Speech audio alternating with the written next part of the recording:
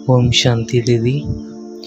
मैं आज आपके साथ एक अपना अनुभव शेयर करना चाहता हूँ, जिसमें बाबा ने मुझे एक बहुत ही दिव्य अलौकिक दृश्य दिखाया, जिसने मुझे आज तक पुरुषार्थ में हमेशा आगे बढ़ने और कभी भी पुरुषार्थ में ढीलापन न लाने के लिए प्रेरित किया है।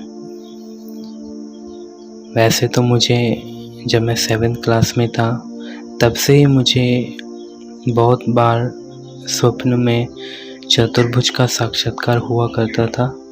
उस समय मैं बहुत छोटा था और मैं अपनी मम्मी को ये बात बताया करता था कि मुझे ऐसे भगवान विष्णु स्वप्न में दिखते हैं। तो हमेशा वो ऐसे कहा करती थी कि जब हम बच्चे होते हैं या छोटे बच्चे होते हैं तो बहुत ही निश्चल स्वभाव उनका होता है, परिणाम स्वरूप हमें ऐसे दिव्य साक्षात्कार हो सकते हैं।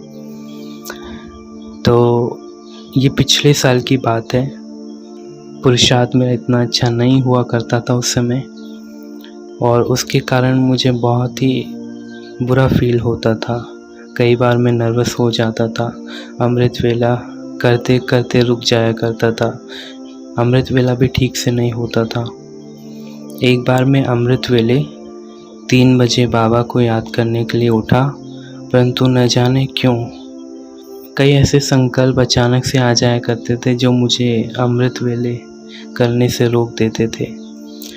तो उस समय मैंने बाबा को खूब सुनाया, मैंने बाबा से ही लड़ाई कर ली और मैंने बाबा को खूब बोला कि मेरे से योग क्यों नहीं होता है, मेरे को बार बार ऐसा फील क्यों होता है।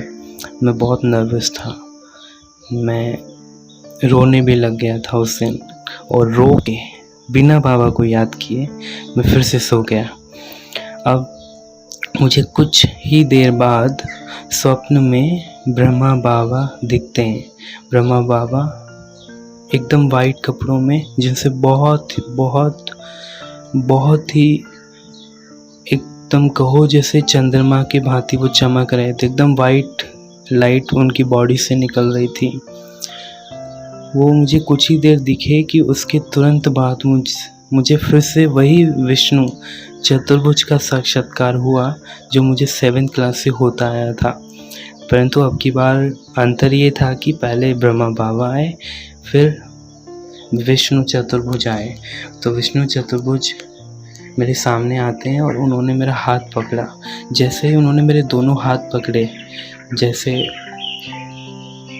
एक अलौकिक शक्ति मेरे अंदर भर जाती है उसी समय से, जो आज दिन तक मुझे अनुभव होती है। आज दिन तक वो शक्ति, वो प्रकंपन मैं अपने बॉडी में भी अनुभव कर सकता हूँ। वो बहुत ही दिव्य अलौकिक शक्तियों से भरपूर थी। वो आज तक मुझे पुरुषार्थ में आगे बढ़ने को मदद करती है, और उस दिन के बाद कभी भी पुरुषार्थ में अलबेलापन नहीं आया। मैं इतना निराश होकर अमृत वेले छोड़कर सो गया था।